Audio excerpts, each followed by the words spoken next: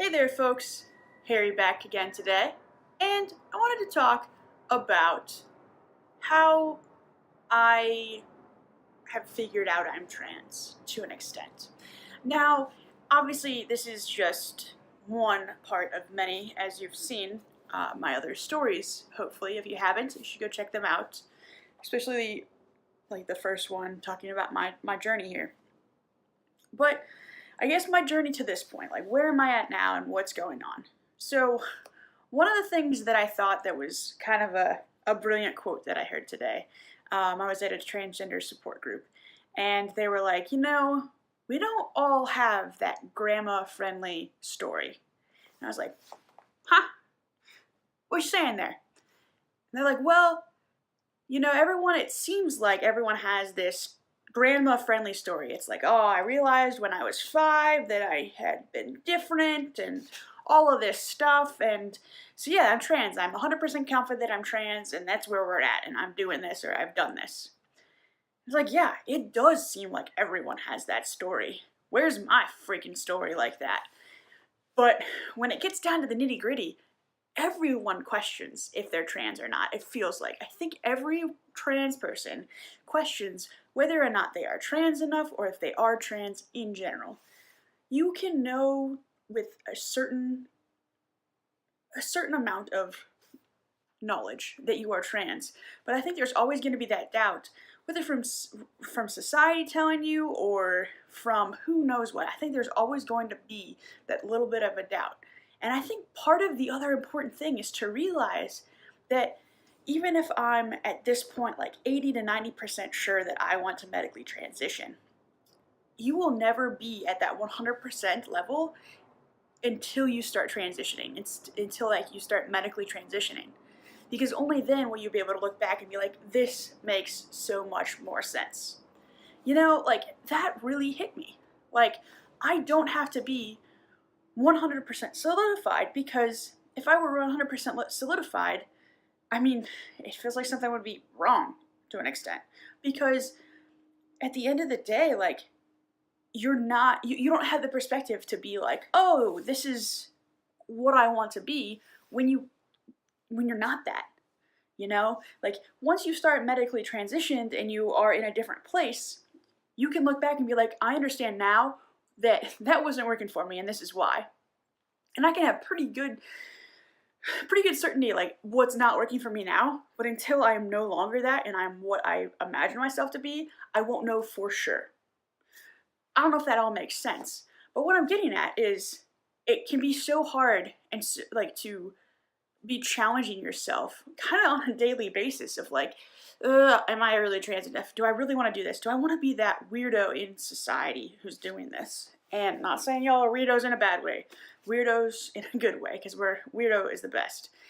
But do you really want to stick out in society? Do you really want to have to inject yourself with hormones for the rest of your life? Do you really want to, have to explain it 5, 10, 20, 30 years down the road that, oh, my degrees are different in different names? Or, when I'm talking about my high school days and like, oh yeah, I used to play on the boys team, and it's like, oh, that doesn't sound weird when I'm presenting as male, but when I was presenting as female, that's a different story. There's all these different stories that it feels like your background is almost erased. The first 30 years of my life mean nothing. They can't be talked about. And I know that's not the truth, but there's that little part in your brain that just kind of feels like you're invalid, that like all of that up to these 30 years is just, it means nothing, we can't talk about it because it's going to get awkward. I can't talk about it with family, can't talk around with friends, don't want to bring it up, can't really talk about my achievements I had before that may have been great then because I was a girl, but they're not great now as a boy. But, this is all hypothetical. And so what if it gets ugly? Those few moments of awkwardness shouldn't stop me from being happy for the rest of my life, And there's something to be said about having that grandma story. I remember it was about a year or two ago. I had listened to a podcast, shout out to the Jordan Harbinger show, and he had talked about how everyone kind of has this elevator pitch that, you know, everyone goes in and has for their career and like their success. And behind that is the real story.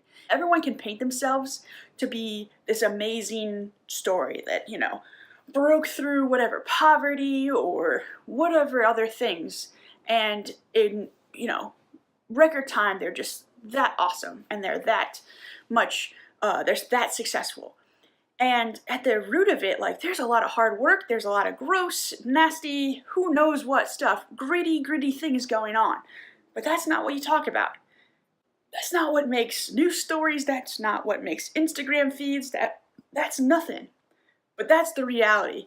And for so much, like, my life, you know, it feels like I've been just behind because I don't have that story. I didn't have that story with my professional side. I don't have that side with my mental and, you know, emotional side.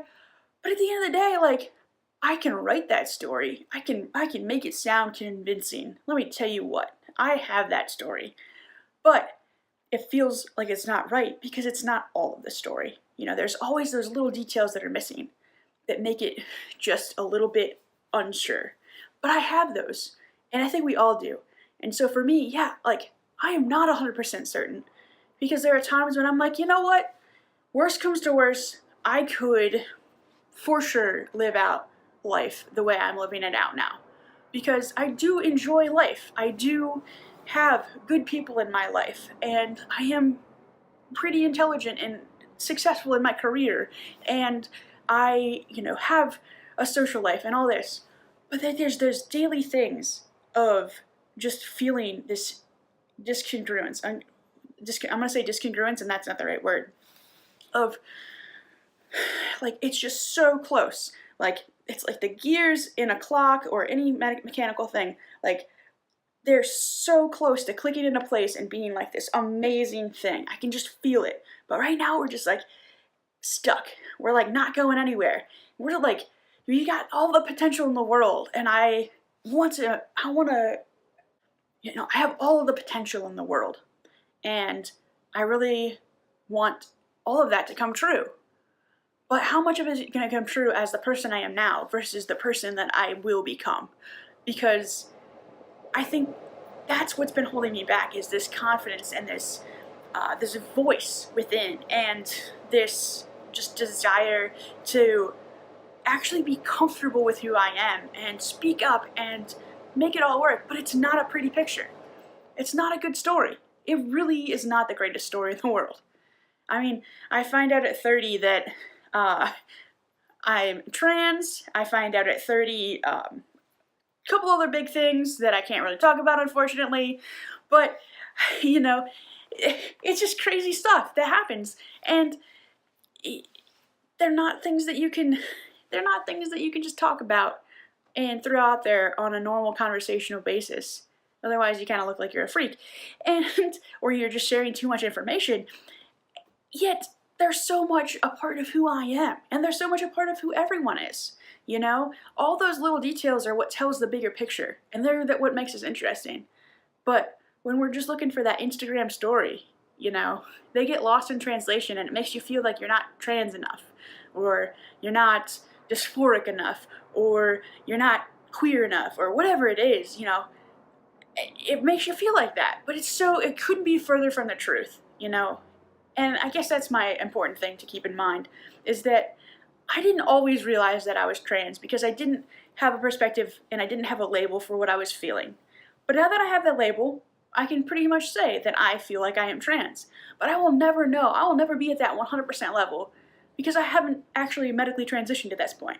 I haven't fully assumed male pronouns or the name Harry with everyone. So there's no way to fully know until you take that leap.